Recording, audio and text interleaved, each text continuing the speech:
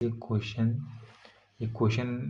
एफकेट 2025 में आया हुआ था और ये आईबी में भी आ सकता है, इंटेलिजेंस ब्यूरो के भी एग्जाम्स में आ सकता है ये वाला क्वेश्चन। तो इसको हम करते हैं।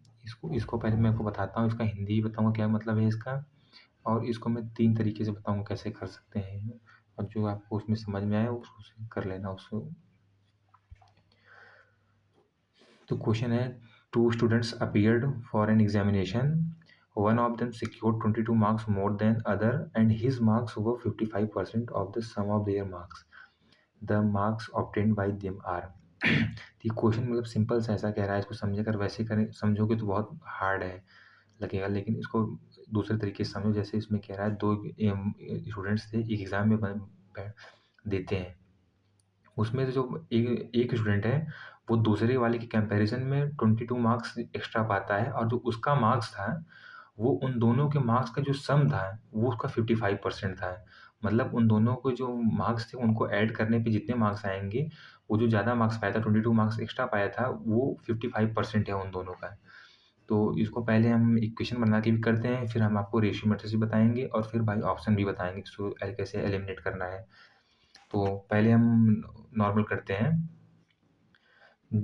एक को मैंने मान लिया ए एंड अदर को मैंने मान लिया बी, ठीक है। उसमें से एक ने एक्स पाया और दूसरे ने उससे 22 मार्क्स एक्स्ट्रा पाया, तो एक्स प्लस इधर हो जाएगा एक्स प्लस 22 हो गया। अब कह रहा है कि जो उसका मार्क्स था, मतलब इसका जो मार्क्स है वो इन दोनों के मार्क्स का 55% है, ठीक है। इन दोनों के मार्क्स का 55% है, ठीक। अब इसी को इक्वेशन बना के इसी को जस्ट हमको सॉल्व करना है। अब आपने यहाँ देख लिया यहाँ इन दोनों के कितने मार्क्स हैं, तो मैं यहाँ पे एक इक्वेशन बनाता हूँ छोटी सी, उसको आप देख लो, ठीक। इसको यहाँ से इरेज कर देता हूँ इतना, ये इधर इसको, ठीक है। अब मैं इधर लिखता हूँ आपको वापस से, ये ए हो गया, ये बी हो गया है, उसमें एक एक्स प्लस 22 है और एक एक्स है, ठीक है। अब इसको इक्वेशन बनाना है यहाँ से, एक्स प्लस 22 इक्वल टू, अब इन दोनों को ऐड करेंगे तो यहाँ से मेरा हो जाएगा 2x प्लस 22, तो 2x प्लस 22, ये हो गया एक इक्वेशन, ये हो गया ये। तो ये कह रहा है जो इसका मार्क्स है वो इन दोनों के मार्क्स का 55% है, तो मैं 2x प्लस 22 में 55% का मल्टीप्लाई कर दूंगा। तो मल्टीप्लिकेशन हटाने के लिए हमें अपॉन में 100 करना पड़ता है। अब ये इक्वेशन बन गया है। अब इसको हम अगर काट लेंगे आपस में, ये डिविजल हो जाएगा, 11 आ जाएगा ऊपर और नीचे हो जाएगा 20। अब मैं 20 को इसमें मल्टीप्लाई कर दूंगा इसके उसमें, और 11 को इसमें कर दूंगा पूरा मल्टीप्लाई। तो इसको मैं नीचे इरेज करके वहीं करता हूँ इधर, ठीक। इधर हो जाएगा ये 20x,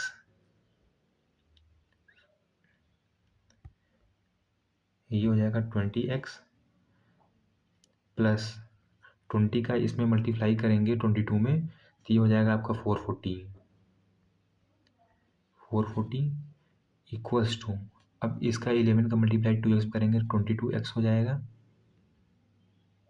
प्लस 22 का मल्टीप्लाई 11 में करेंगे तो ये हो जाएगा आपका 242 हो गया।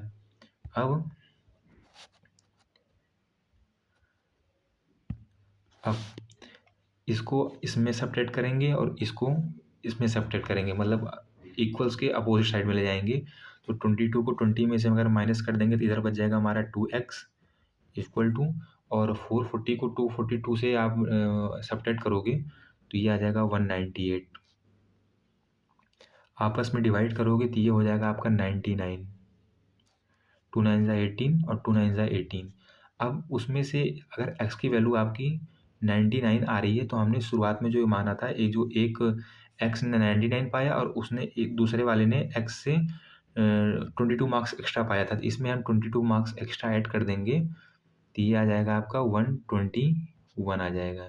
तो इस हिसाब से ऑप्शन नंबर 1 आपका सही हो जाएगा। अब मैं आपको बताता हूँ इसका दूसरा अप्रोच, वो आप कैसे कर सकते हो। बाई फ्रैक्शन मेथड से बताता हूँ इसको मैं। इसको मैं इरेज कर लेता हूँ पहले। ये आपका दूसरा वाला ये वाला तो मेथड है, ये थोड़ा सा आसान है, बस थोड़ा समझना पड़ेगा इसको ध्यान से।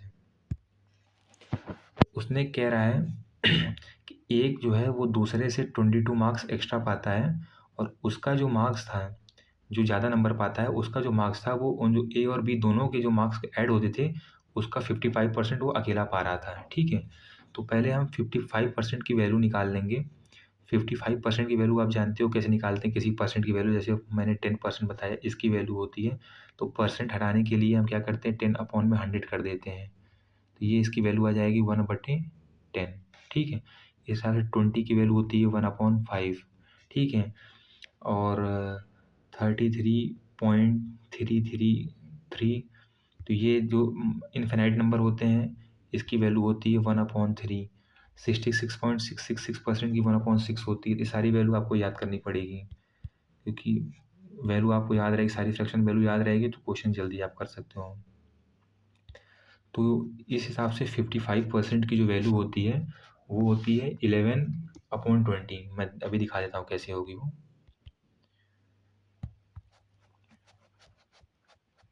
वो मैं दिखा देता हूँ अभी आपको। 55%, 55/100 किया, आपस में डिविजिबल किया इसको, तो ये इधर हो गया 11, ये इधर हो गया 20। ठीक है, ये हो गया 11/20।